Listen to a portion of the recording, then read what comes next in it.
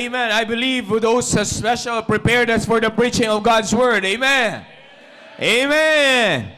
Amen. Alright, let's all stand up please. At katulad ng sinabi ko po kanina, bagamat di po natin kasama ang ating pastor, still ay meron pa rin po ang Panginoon ay ibibigay sa ating pagpapala na believe that dapat po nating maging excited as we listen and receive to the Word of God. Amen.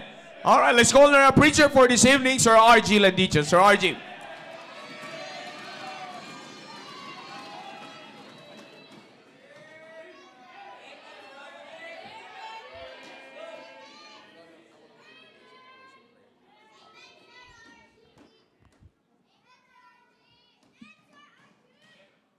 Amen. Isa po mapagpalang gabi po sa ating lahat.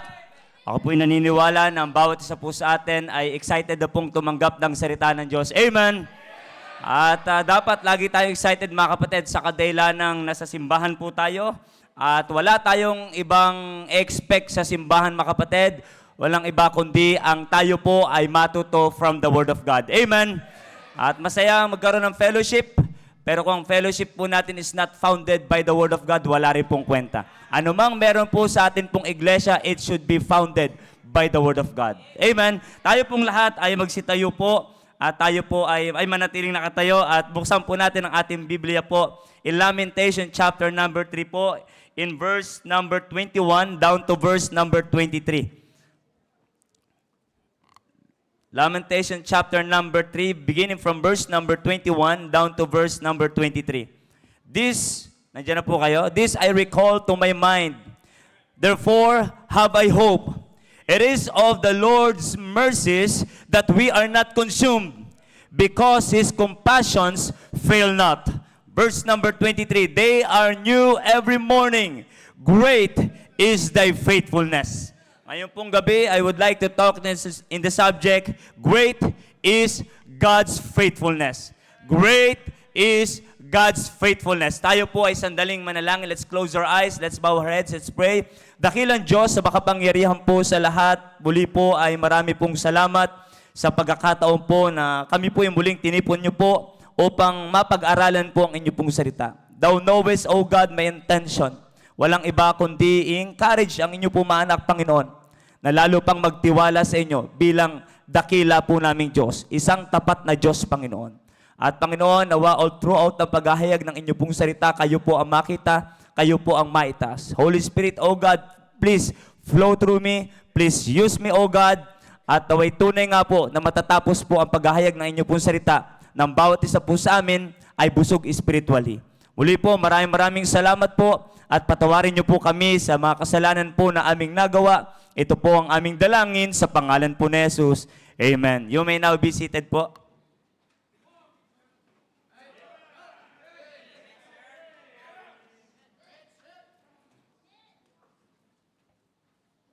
At muli po ay ako po ay nagpapasalamat sa oportunidad na ipinagkaloob po sa akin ng ating Panginoon, of course, through our pastor, na mapagkatiwalaan po na makapaghayag ng salita ng Diyos. And it is always a great privilege for me po na makapaghayag po ng salita po ng Diyos. At ako yung nagpapasalamat sa training na meron po tayo sa ating simbahan na pag sinabihan ka mag-preach, magpipreach ka. Amen. At salamat na lamang po sa training na meron po tayo. Okay po, ang pag-uusapan natin is great is God's faithfulness. Great is God's faithfulness. The very objective, mga kapatid, ng ating pong mensahe ngayong gabi is for us to recognize the faithfulness of God. The very objective of our message this evening, mga kapatid, is for us to recognize the faithfulness of God. Pag sinabing recognize, to acknowledge with a show of appreciation. Okay? To acknowledge with a show of appreciation. At ako po'y naniniwala na kung meron mang nakakatakot o nakalulungkot na pwedeng mangyari sa isang Kristiyano na nagsasabing ako'y may Diyos, nagsasabing ako'y may simbahan, nagsasabing ako'y may pastor, ang pinaka nakalulungkot na mangyari ay yung dumating sa punto ng kanyang buhay na hindi niya na ma-recognize ang faithfulness ng Diyos sa kanyang buhay. Pag dumating sa punto na hindi na natin blurred na o zero visibility na mga kapatid, ang ating pananaw pagdating sa faithfulness ng Diyos ay napakadelikado po yun. We are in a danger situation mga kapatid. sa kadahilan ng walang iba na dapat tayo po ay makikita sa ating buhay bilang isang Kristiyano, kundi ang faithfulness ng Diyos. Tayo po ay nasa loob ng simbahan para makita po natin how faithful our God is, mga kapatid. Kung gaano ka-faithful ang Diyos. Therefore, kung tayo po ay tumatagal sa iglesia po ng Diyos, patuloy tayong pumapasok sa loob ng simbahan, tayo po ay nakakapakinig ng mga mensahe ng salita ng Diyos, mga kapatid. And yet, mga kapatid, zero visibility pa rin ang pananaw po natin sa faithfulness ng Diyos, magkakaroon po ng malaking problema. Magkakaroon po ng malaki pong problema. Okay po? Because once you fail to recognize God's faithfulness in your life, that is the very time, mga kapatid, na mamimislead na po tayo. May iba na po tayo ng focus. Magti-take heed na po tayo sa isang bagay that is not acceptable in the sight of God. Once na hindi na po natin makita ang faithfulness ng Diyos. Pag hindi na po natin nakita, just like Jeremiah in the book of Lamentation, of course, alam po natin, walang ibang writer kundi si Jeremiah. Jeremiah and Lamentation, ang writer po niyan, walang iba kundi si Jeremiah. At si Jeremiah po ay isang propeta na kung saan ay sinugo ng Diyos sa kingdom of Judah. Alam po natin that the kingdom of Israel was divided. Nahati sa kingdom of Judah, kingdom of Israel. Sa kingdom of Israel, naandoon po ang 10 tribes, kasama po yung remainder po na Benjamin. Okay po, from the tribe of Benjamin. And sa kingdom of Judah naman po, ay naandoon po ang yung tribe of Judah and the majority of the tribe of Benjamin. Si Jeremiah po ay sinugo po siya ng Diyos. Siya po ay responsible doon po sa kingdom of Judah. Okay po, alam po natin, pag propeta ka ng Diyos, ikaw ang mouthpiece ng Diyos. Nako niyo po, ikaw ang mouthpiece ng Diyos. Ikaw ang responsible as far as giving the word of God is concerned to the people of God.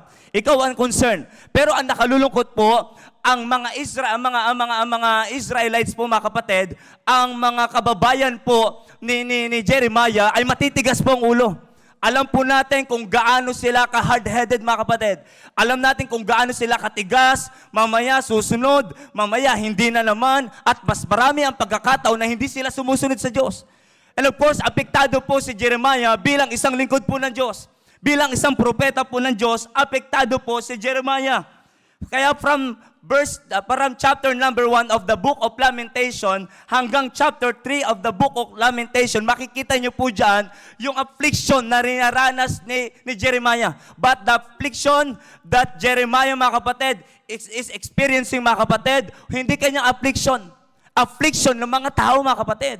Problema ng mga tao na naging problema niya na rin po, mga kapatid. Sa makatuwid, hindi self-centered itong si Jeremiah. Kung siya man ay natagurian, ay weeping prophet, mga kapatid, kilala siya bilang the weeping prophet, mga kapatid. Hindi dahil sa may personal siyang problema sa harapan ng Diyos. Ang kanyang problema ay ang problema ng mga taong pinagkatiwala sa kanya ng Diyos. Yun ang kanyang problema. Yun ang kanyang kalungkutan. Pero yung problema ng mga tao na pinagkatiwala sa kanya ng Diyos, hindi niya alam, unti-unti na siyang naapektuhan. Unti-unti na siyang naapektuhan hanggang dumating sa punto na mismo siya na propeta ng Diyos ay hindi niya na makita ang faithfulness ng Diyos. Tingnan po natin in verse number 18 of the book of Lamentation in chapter number 3, beginning from verse number 18. In fact, beginning from chapter 1 pa lang po yan, pero dito, from chapter number 3 and verse number 18, and I said, my strength and my hope is perished. Mismo siya, nawawala na po ng propeta. Could you imagine, kung mismong ang propeta na ng Diyos ang mawala ng pag-asa, ano pa ang pag-asa ng mga tao ng Diyos? Nakuha niyo po, ano po sabi po dito? Hope is perished from the Lord. Remembering ano po ang dahilan kung bakit dumating sa punto na parang wala ng pag-asa. Perish na, sira na ang aking pag-asa. Hindi ko na makita na meron pang pag-asa. Itong mga taong pinagkatiwala sa akin ng Diyos. Could you imagine, sa paumpisa ng lakbayan ni Jeremiah bilang propeta ng Diyos, makikita nyo yung endearment nila ng Panginoon. Na kahit anong mangyari, basta makinig man sila o hindi, basta ako sa iyo, Panginoon, mananatili akong kakapit sa iyo. Pero dumating sa punto, siguro sa nainis na siya, katagalan ng katigasan ng mga ulo, ng mga taong pinagkatiwala sa kanya ng Diyos, maging siya apektado na. Maging siya hindi niya na makita ang pag-asa, hindi niya na makita ang faithfulness ng Diyos, mga kapatid. Na ano pong dahilan? Remembering mine affliction ang naging dahilan kung bakit nawala na siya ng pag-asa, na sabi niya, my hope is perished. Because in verse number 19, remembering mine affliction and my misery, the wormwood and the gall. Could you imagine, ang nangibabaw na nagbigyang highlight na sa kanyang buhay bilang isang propeta ng Diyos, mga kapatid, ay yung affliction. Yun na ang na-highlight. Yun na ang nakita, mga kapatid. Yun na ang, kumbaga, yun na na-overpower na ng affliction. Yung faithfulness ng Diyos. Na-overpower na ng affliction. Yung pananaw ni Jeremiah sa isang dakilang Diyos. Yun ang naging problema, mga kapatid. But praise the Lord, in verse number 21, meron pa rin kasagutan. Salamat na lang po, mga kapatid, na sa pagkakataon na merong problema, laging may kasagutan. That even the prophet of God ay pwedeng makaranas ng problema, maging ang tagapaghayag ng salita ng Diyos ay pwedeng ma-discourage. Each every one of us can be discouraged because tao lamang po tayo. Pero salamat, in every discouragement, mga kapatid, merong solution ng Panginoon. In verse number 21, ano po ang sabi ni Jeremiah? This I recall to my mind. This I recall to my mind. Salamat na lang kung kanina ang naging bunga ng patuloy niyang pag-iisip sa affliction na kung saan ay kanyang kinakaharap ay kawalan ng pag-asa. Pero ang sabi ng verse number 21, this I recall to my mind, therefore have I hope. Meron lang ako ni-recall pag sinabing recall, to turn back. Hindi yung babalikan mo yung dati, pero isipin mo yung anong meron ka dati, anong kalagayan mo dati, ano ang ginawa ng Diyos sa iyong buhay. At anong relasyon meron ka sa Diyos? Ano po sabi po ng Biblia? It is of the Lord's mercies. Ito ang kanyang nirecall sa kanyang sarili. It is of the Lord's mercies that we are not consumed. Pag sinabing mercy, mga kapatid, pag sinabing mercy, not receiving what we deserve. They were deserved, mga kapatid, to be consumed. But because of the Lord's mercy, sabi ng Biblia, it is of the Lord's mercies that we are not consumed. Dahil sa biyaya, dahil sa awa ng Diyos, mga kapatid, sa kindness ng Diyos, sa mercy ng Diyos, ang sabi po ng Biblia, that we are not consumed because His compassion fail not.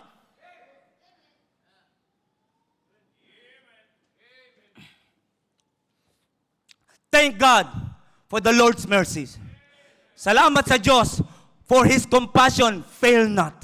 Salamat na lamang na merong na-recall si Jeremiah na sa panahon na kahit siya na ang lingkod ng Diyos, na-discourage pa rin siya. Pero salamat kung anong kasagutan sa mga tao, parehas ng kasagutan sa kanya bilang isang lingkod ng Diyos. Nakuha niyo po, ang kanya naalala, ano kanyang nirecall, mga kapatid, ano kanyang pinagbulay-bulayan, mga kapatid, yung mercy ng Diyos, yung compassion ng Diyos, mga kapatid. Dapat consumed na sila eh. Dapat perish na sila. Pero hindi ba, nakita Jerry, teka lang, buhay pa rin naman kami ah. Pasaway ito, buhay pa rin. Ibig sabihin, meron pa rin tsansa. Nagbibigay pa rin ang Diyos ng pagkakataon. Hindi pa pala tapos. Hindi pala dapat mawalan ako ng pag-asa. Kaya lang pala ako nawawalan ng pag-asa. Hindi dahil sa ang Diyos ko hindi faithful. Ang Diyos ko ay nananatiling faithful. Ang Diyos ko ay nananatiling merciful. Ang Diyos ko ay nananatiling compassionate. Ang problema pala hindi sa Diyos. Ang problema pala ay nasa akin kung paano ko tinitingnan ang Diyos na aking pinaglilingkuran.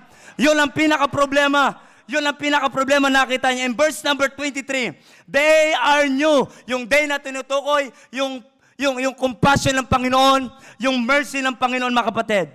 They are new every morning. God's merciful is new every morning. God's compassion is new every morning. Great is thy faithfulness. Package na po yan, mga kapatid. Yung mercy ng Diyos, yung compassion ng Diyos. Pag sabi compassion, yung love, yung pagmamahal ng Diyos. All in one na yan, mga kapatid. At ano po ang nasabi ni Jeremiah? Great is thy faithfulness. Salamat na lang na may Diyos na faithful. Itong mga taong to na kung saan inililid ko hindi faithful. At sila ang nagiging dahilan ng aking discouragement. Pero salamat, hindi lang ako dikit sa tao. Salamat na lang, meron akong Diyos na pinaglilingkuran na bagamat pasaway ang mga tao. Pero salamat na lamang na may Diyos akong tapat at hindi kailanman nagpabaya sa akin. Bilang patunay, buhay pa ako ngayon and I have the privilege to serve Him. Salamat na lamang sa Panginoon. At kung pag-aaralan nyo, beginning from verse number 24, pababa na po dyan, makikita nyo, opposite na po siya. Sa chapter number 1 ng Book of Lamentation hanggang chapter number 3. Opposite na makita nyo po, puro kabutihan, puro papuri na sa Diyos. Puro positive side na. Yung ang tinitingnan niya lang yung affliction. Remembering the affliction. Yun ang focus ng isip niya. Ano naging dulot po nun? Nawalan siya ng pag-asa. Pero yung dumating sa punto na kung saan ni-recall niya kung gaano ang Diyos ka-merciful, kung gaano siya ka-compassionate mga kapatid, kung gaano kadakila ang Diyos, makikita niyo po sa mga succeeding verses mga kapatid, makikita niyo po na tunay nga na puro papuri na siya sa Panginoon. Mga kapatid, puro papuri na siya sa Panginoon. Salamat na lamang mga kapatid, merong Diyos. Amen. Salamat na lang sa panahon na meron tayong ninaranas sa problema. Salamat na lamang na meron tayong Diyos. Sa panahon na kung saan parang ayaw na natin magpatuloy sa ating paglilingkod sa Diyos because of those discouragement na dala-dala ng mga taong nakapaligid sa atin. Pero salamat na lamang, meron tayong isang Diyos na pwedeng lapitan, isang Diyos na kung saan hindi nagbabago ang kanyang katapatan sa atin. Alam niyo po yung word faithfulness po dito? The word faithfulness dito po ay firmness. Pag sinabing firmness, not subject to change. Not subject to change. Hindi mo kayang i-discourage ang Diyos. Mga kapatid, hindi mo kayang baguhin ang faithfulness ng Diyos sa pamamagitan ng iyong unfaithfulness. Pero kaya kang baguhin ng faithfulness ng Diyos. Kayang baguhin ang pagiging unfaithfulness ng bawat isa po sa atin. We cannot change the faithfulness of God, mga kapatid. But the faithfulness of God can change our faithfulness. Hindi natin kayang baguhin, mga kapatid. Hindi natin kayang baguhin ang faithfulness ng Diyos. The faithfulness of God is firm, mga kapatid, not subject to change, well-founded. Why is it? Why it is well-founded? Because ito po ay nakakonekta, mga kapatid, sa attributes ng Diyos. Our God is an immutable God, unchangeable God, and even His faithfulness, mga kapatid, is immutable, unchangeable. Salamat na lang na yung faithfulness ng Diyos hindi nagbabago. Mapansin niyo po, ano po ang nagbago dito? Yung faithfulness po ba ng Diyos? Hindi po. Ang nagbabago lamang yung pananaw ni Jeremiah. Yung sa panahon na ang naaalala niya ay yung affliction, yung problema, mga sakit sa ulo, anong nawala sa kanya? Nawalan siya ng pag-asa. Pero yung dumating sa punto na sabi niya, I recall. Therefore, I recall. Ano naman po yung na-recall niya? Yung katapatan ng Diyos. Doon siya nagkaroon ng pag-asa. May nabago po ba sa faithfulness ng Diyos? Stable po ang faithfulness ng Diyos. Firm, fixed po ang faithfulness ng Diyos. Ang pananaw lang po natin sa Diyos ang nagbabago. Hindi porket may umalis sa church, hindi na faithful ng Diyos.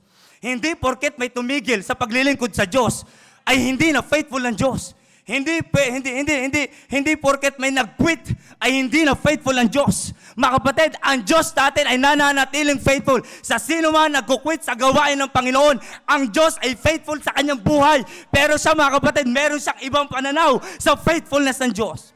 Maaring ang nabibigyan ng highlight, mga kapatid, sa kanyang buhay, ay hindi na yung faithfulness ng Diyos. Mga kapatid, pag hindi na natin nakita ang faithfulness ng Diyos, may iba na tayong makikita. Pag hindi na natin nakita ang faithfulness ng Diyos, may iba na tayong makikita. Makikita na natin pagkakamali ng mga kapatiran natin. Makikita na natin even pagkakamali ng pastor na itinalaga sa atin. Lahat, marami na tayong makikita. Kaya napakahalaga na ma-recognize natin ang faithfulness ng Diyos sa ating buhay. Anong nakita ni Jeremiah yung sa panahon na kung saan hindi niya na makita yung faithfulness ng Diyos? Affliction.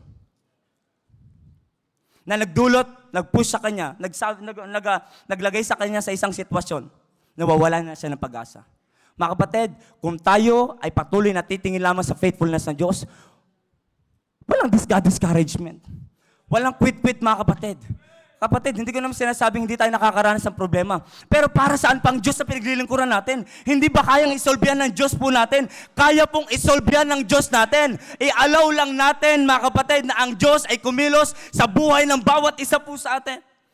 Nakuha niyo po, ang Diyos ay lagi nandyan. He is always there, mga kapatid, para lamang ipakitang siya ay dakilang Diyos sa buhay mo. Pero nagbubulag-bulagan tayo minsan. Nagbubulag-bulag every time that the Word of God is being preached in this pulpit, nagpapakilala that our God is faithful. Pero may iba tayong nakikita. Pananalita, nagsasalita, kung ano-anong nakikita natin, mga kapatid. Dapat ang makita natin ay ang faithfulness ng ating Panginoon. Amen. Ngayon po, may ibibigay lamang po ako sa inyo na tatlo. Mabilisan lang po ito. Okay, 3 puntos na three points, mga kapatid, that introduces the faithfulness of God. Kung ang pinakamalaga ay may introduce ang faithfulness ng Diyos, ay dapat makita na malaman natin ano yung mga bagay na nag-i-introduce sa faithfulness ng Diyos. Amen. Number 1, the Word of God. Amen. The Word of God.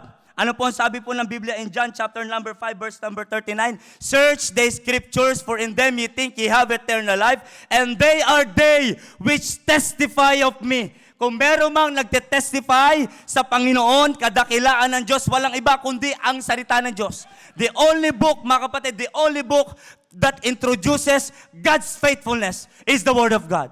Salamat na lang that we have the Word of God na kung saan ay nag-i-introduce sa ating Diyos, mga kapatid. Mga kapatid, as far as yung salvation is concerned, sino nag-introduce sa atin?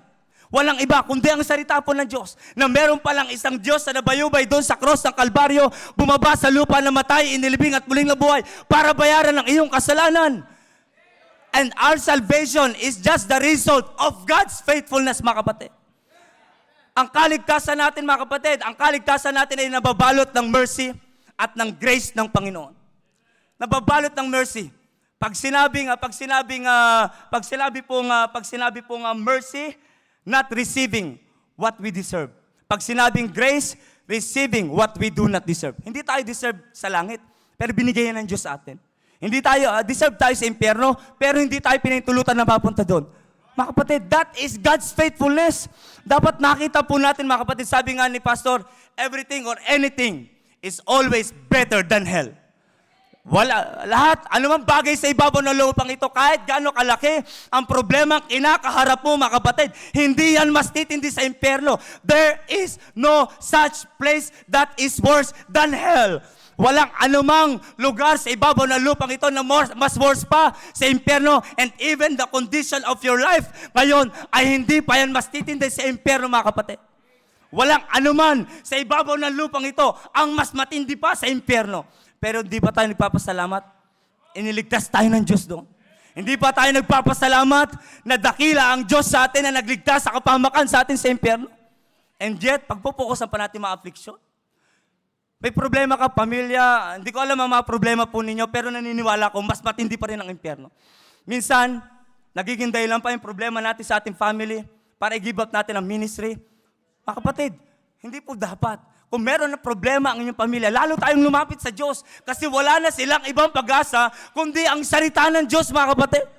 Dalhin natin sila sa church where the Word of God is being preached. At ako'y naniniwala that God make a way out of no way kahit anong problema pa ang kinakaharap po natin. Salamat na lamang po. Meron tayong Diyos na papaglilingkuran. Thank God for the Word of God that introduces the faithfulness of God. And number 2, the Church of God. Amen. The only church or the only institution that introduces the faithfulness of God is the church. Among the 3 institutions that God hath built, mga kapatid, the only institution that God gave the promise that even the gates of hell shall not prevail against it is the church. Hindi pwedeng ang pamilya ang mag-i-influensya sa church. Hindi pwede ang gobyerno mag-i-influensya sa church. Ang church dapat ang mag-i-influensya sa pamilya. Ang church dapat ang mag-i-influensya sa gobyerno. Sa kadahilanang, ang church lamang ang nag-iisang institution na nag-i-introduce sa Panginoon. Kaya, mga kapatid, could you imagine yung church mo connected sa, yung family mo connected sa church? Aba, di na-introduce sa kanilang Panginoon. Sa bata, Mga kapatid, could you imagine yung bata lalaki, namulat sa salita ng Diyos. Maraming bata, sabi nga sa junior church, ang palad ninyo, sa murang edad ninyo, may ganyan na kayo napapakinggan. Murang edad ninyo, nakakatanggap na kayo ng hindi pa natatanggap ng iba. Yung iba, mangmang pa rin pagdating dyan. Pero could you imagine, pasalamat kayo, may magulang kayo nagdala sa inyo sa church. Ngayon, kilala, unti-unti nakikilala nyo na ang Diyos. Bakit? Church is the only institution that introduces God's faithfulness. Salamat. Thank God for the church, mga kapatid. Thank God for the church that even David, mga kapatid, one thing have I desired of the Lord, that I may dwell, that I may seek after, that I may dwell in the house of the Lord all the days of my life. Anong purpose? To behold the beauty of the Lord and to inquire in His temple. Ang sabi ni David, isa lang hinihiling ko, masumpungan lagi lang ako sa tahanan ng Diyos. Anong purpose? To behold the beauty of the Lord. Pag sinabing behold, to see, to recognize the beauty, the faithfulness of the Lord. Kailan natin nakita ang faithfulness ng Diyos sa ating buhay? Yung nakarating tayo sa church.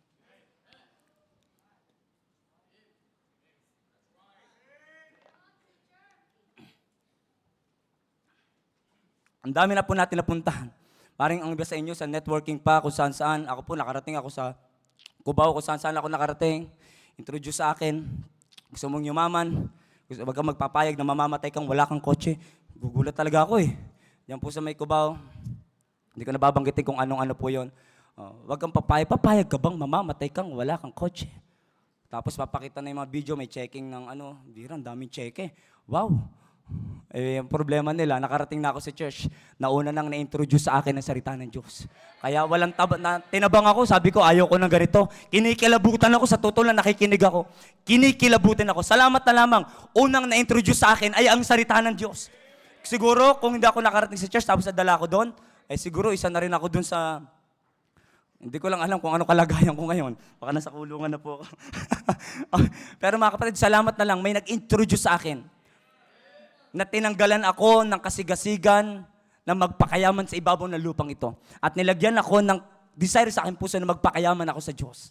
Amen. Salamat na lang na merong institution na kung saan ini-introduce ang kadakilaan ng Panginoon. Wala nang ibang institution, mga kapatid, na mag-i-introduce ang kadakilaan ng Diyos. Punta kayo sa anumang paaralan kung saan kayo pumunta dyan, na kung saan ay hindi po connected sa church, mga kapatid. Sasabihin ko po sa inyo, palayo talaga sa Diyos. Halos lahat ng institution, mga kapatid, to be honest, palayo lahat sa Diyos. Pero salamat, merong institution na nagpo-push sa atin, nag-encourage, nag-introduce sa atin na kailangan nyo lumapit sa Diyos. Amen. Salamat na lang, merong salita ng Diyos. Na yan ang one thing have I desired of the Lord. Ay kung meron kang isang bagay na dinidesire, mahalaga po yan. Hindi yan less priority mo. Yan ang priority mo. Yan ang focus mo. Yan ang iyong, nandyan yung attention mo. No? Nandyan yung, nakita mong mahalaga yan. Importante yan sa iyo. One thing have I desired of the Lord, that I may seek after, that I may dwell in the house of the Lord all the days of my life, to behold the beauty of the Lord. Mga kapatid, salamat na lang. Nakita natin ang kagandahan ng Diyos. Amen. Sa panahon na meron kang problema, nakikita mo pa rin ang faithfulness ng Diyos. Bakit? Meron kang napakinggang salita ng Diyos dito sa church. Mayroon ka napakinggan na salita ng Diyos dito sa church, na pagpunta mo pa lamang dito, mga kapatid, sagot na kagad yung problema mo. Pagpunta mo dito, mga kapatid, gulat ka, bihira, kilala ba ako ni Pastor? Bakit ganun? Kilala ba ako ni Pastor? Bakit grabe naman? Naalala ko, punta ko dito sa church, burluloy ako lahat. Tapos ang preaching ni Pastor, love not the world. Yung sa 1 John, love not the world, neither the things that are in the world. If any man love the world, the love of the Father is not in him. Yun ang preaching niya. Talagang puro burluloy ako, mga kapatid. Puro burluloy, of course, takimpir, puro burluloy, pasikat, pag nagsusugal, pag may talo, may matatalo, isasangla sa akin. Kaya ang daming burluloy dito, mga kapatid. Tapos bigla siya nag-preach, kinakabahan ako. Tapos pinakilala ko ni Kuya Jed kay Pastor, ito po yung aking kapatid. Sabi sa akin ni Pastor, sa totoo lang, hiyang-hiya ako. Alam ko kung gaano siya katapang mag-preach dito eh. Kala ko nga, hindi ko naman tinanong kay Kuya Jed, kala ko nga, sinabi ni Kuya Jed yung kalagayan ko eh. Tamang-tama sa kalagayan ko, mga kapatid. Pero salamat, yung panahon na yun na-introduce sa akin ng Panginoon. At sa patuloy kong balik sa church, unti-unting ini-introduce, hanggang dumating sa punto ng aking buhay na sabi ko, that great is God's faithfulness. Hanggang dumating sa punto na isuko ko ang buhay ko sa Panginoon because I believe that great is God's faithfulness. Amen. Salamat po sa Panginoon. And then the last, the man of God. Thank God for the man of God that introduces the faithfulness of God. Amen. Thank God for those preachers who preaches the word of God with boldness. Amen. Hindi pa kayo nagpapasalamat? Hindi lahat ng simbahan kayang mag-preach katulad ng preaching na natatanggap po natin dito. Hindi po lahat. Bakit?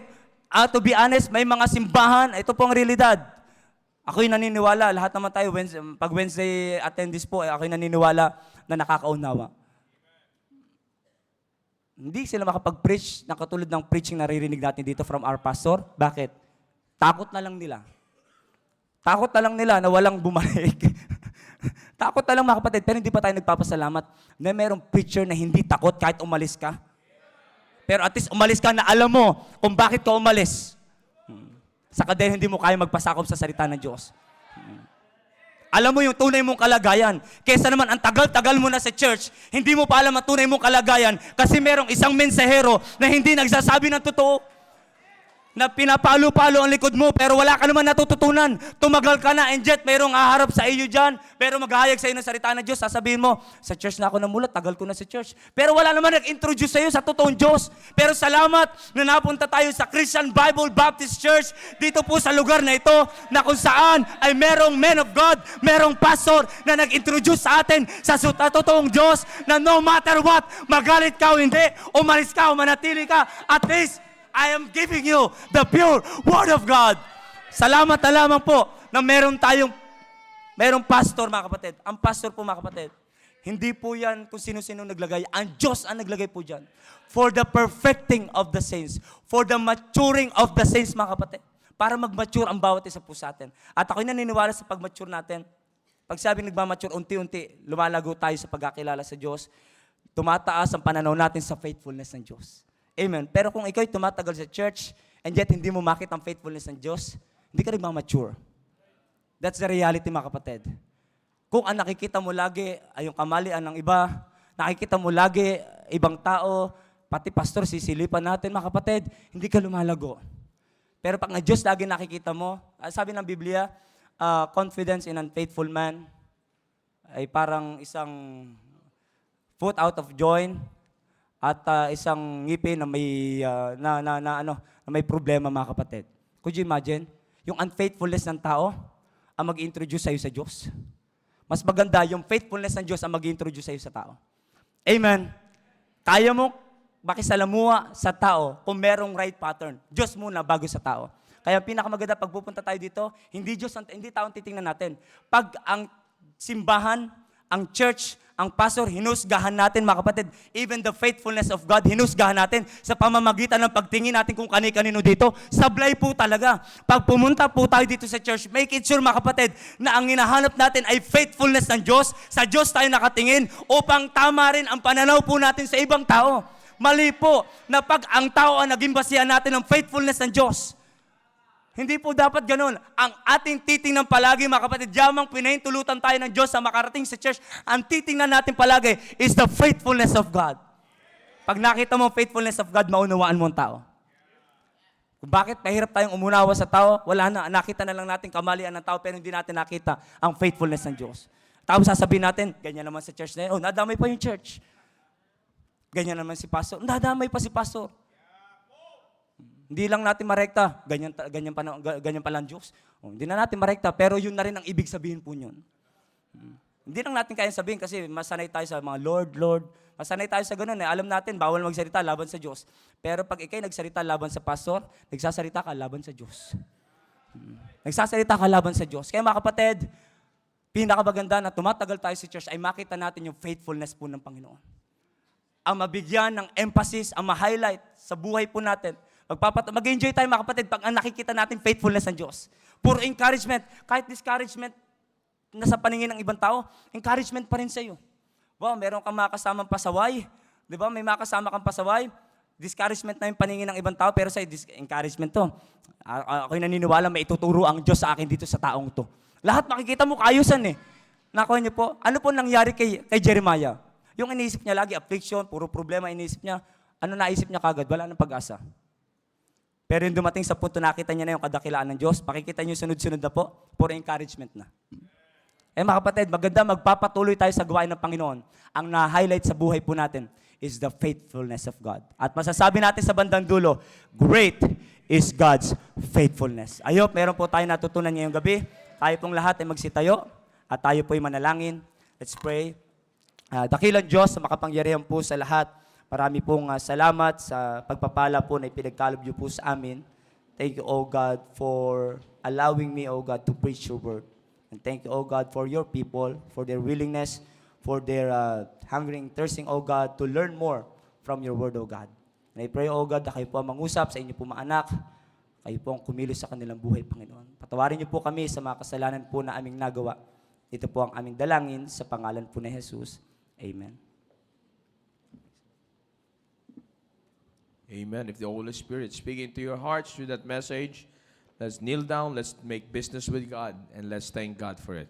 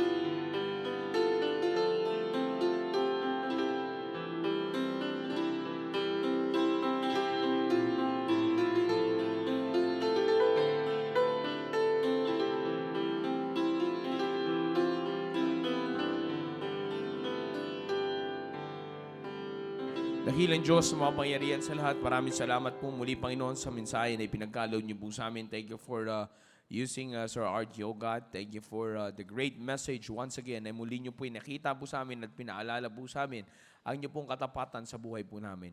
Muli, O Diyos, maraming salamat sa oras po na ito na ipinagkaloob niyo po sa buhay po namin, Panginoon. Salamat. At ngayon po ay tiglub-tuhod po, Panginoon, na ang bawat isa po sa inyo pong mga anak ay nakikita niyo pong lumalapit po sa inyo. All the glory belongs to you in Jesus' name. Amen. All right. Amen.